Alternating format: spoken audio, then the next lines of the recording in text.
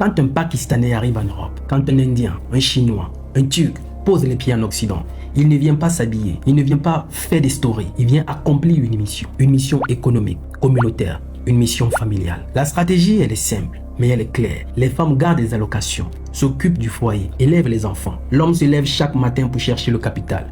Peu importe le froid, peu importe la fatigue, peu importe la barrière de la langue. Dès qu'ils atteignent un premier petit bénéfice, ils ne s'achètent pas les baskets. Ils épargnent collectivement. Ils créent une tontine de clans, fermée, exclusive et bien structurée. C'est leur banque de guerre. En 2 ans, une épicerie. En 4 ans, un supermarché. En 6 ans, ils rachètent des immeubles. En 10 ans, ils sont propriétaires des locaux que les Africains louent. Quelle honte! L'Africain, dès qu'il met les pieds en Europe, il croit qu'il a réussi. Il achète des baskets à 500 €, un iPhone 17 Pro. Il attend actuellement la sortie du 18. Il publie des stories sur TikTok. Il veut montrer qu'il vit.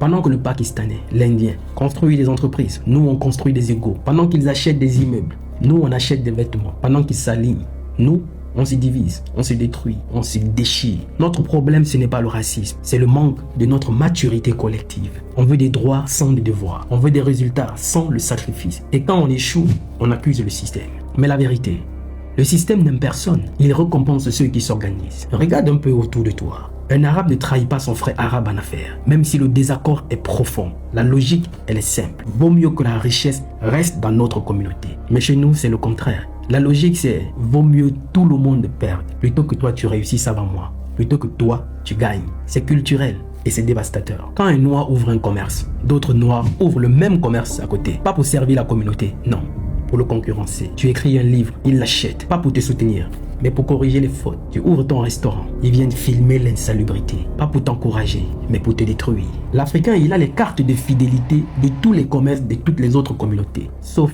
la sienne. Mais quand un arabe ouvre une boutique, les siens viennent acheter chez lui. Ils nourrissent leur propre écosystème. Et en 10 ans, ils deviennent incontournables, puissants. Les femmes turques, pakistanaises, syriennes comprennent réellement la stratégie du foyer. Elles savent que leur mari, c'est la colonne du projet collectif. Elles ne sabotent pas. Pas orgueil, non. Mais chez nous, c'est la désorganisation totale. Les femmes veulent l'indépendance. Les hommes veulent la liberté. Et le résultat, les couples explosent. Les foyers implosent. Les enfants grandissent seuls, sans repère. Et dans un monde où tout se gagne par des alliances, nous sommes quasiment les seuls à entrer dans la bataille seuls. Les statistiques sont claires. Le taux de divorce le plus élevé parmi les diasporas, c'est nous. Le taux de collaboration le plus faible entre entrepreneurs, c'est nous. Le taux de capitalisation communautaire le plus bas, c'est encore nous. Et pendant ce temps, les Arabes ne font pas de bruit. Les Pakistanais ne s'exhibent pas.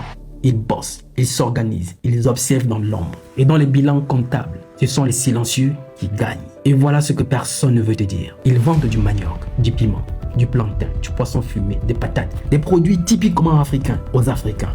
Mais sans les Africains, la honte est silencieuse de notre génération. Nous parlons, nous débattons, nous faisons des lives Facebook, des débats TikTok, des conseils sans expérience, des apparences sans substance, vides. Mais dans les bilans comptables, ce sont ceux qui se taisent et travaillent qui gagnent. Tu veux le vrai secret? Ce n'est pas l'intelligence, ce n'est pas la chance, mais c'est la discipline. Ils savent se lever tôt, tenir des comptes, respecter les plans, respecter leurs paroles. Ils savent attendre, différer le plaisir pour récolter plus tard. Nous, on cherche la gratification immédiate. On veut kiffer, profiter de la vie avant de la structurer. On confond bonheur et distraction. Mais dans l'économie réelle, la discipline est une religion. Celui qui la maîtrise domine. Un Libanais ou Turc, propriétaire d'un immeuble, ne proposera pas un logement à un inconnu avant d'avoir appelé un membre de sa communauté. Un Turc qui ouvre une boutique fera d'abord venir son cousin du village avant d'embaucher quelqu'un de l'extérieur. Le résultat, ils deviennent leurs propres fournisseurs, leurs propres clients, leurs propres financiers. Nous, au contraire, on veut tout faire seul pour ne dépendre de personne. Mais dans un monde construit sur des réseaux, celui qui agit seul se meurt progressivement. Tu veux savoir pourquoi on échoue vraiment? Parce qu'on porte le poison du soupçon. Dès qu'un Africain voit son frère qui a réussi, il pense aussitôt à la sorcellerie, au vol, au favoritisme. Il ne demande jamais comment tu as fait. Il demande pourquoi toi et pas moi. C'est le risque qui détruit tout. La confiance, les synergies, les transmissions de savoir. Celui qui réussit chez les autres devient une école. Il enseigne aux autres. Chez nous, il devient une cible, un adversaire qu'il faut à tout prix détruire. Un petit exemple. Pour une simple signature d'un document administratif, ton frère africain te demande « je gagne quoi dedans ?» Et s'il n'obtient rien, il met ton dossier de côté et il signe gratuitement celui de l'expatrié. Voilà où on en est. Voilà la réalité. Ce n'est pas une attaque, c'est une alarme, s'il vous plaît. Parce qu'à ce rythme, dans 30 ans, 20 ans, les Africains en Occident ne posséderont rien. Même pas de commerce dit africain. Nous serons des consommateurs éternels de nos propres produits commercés par les autres. Le monde économique ne récompense pas les rêves, il récompense ceux qui passent à l'action. Et les bâtisseurs, ils ont un point commun. Ils pensent en clan, pas en individu. Le secret n'est pas mystique.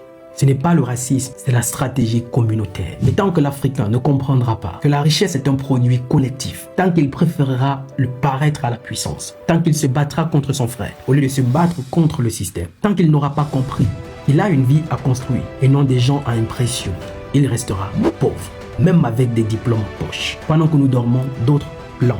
Pendant que nous prions pour le succès, d'autres ils le fabriquent tous les jours.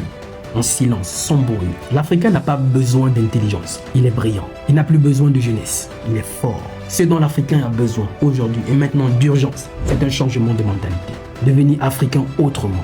Passer de spectateur à architecte. Construire une communauté forte, solide, organisée et solidaire. La question n'est plus pourquoi nous échouerons. La question est qu'est-ce que toi tu fais aujourd'hui pour changer ça.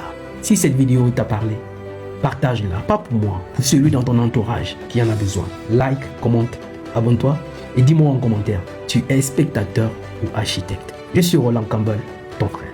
Il n'est jamais trop tard pour recommencer. Le rêve n'a pas de date d'expiration. À bientôt.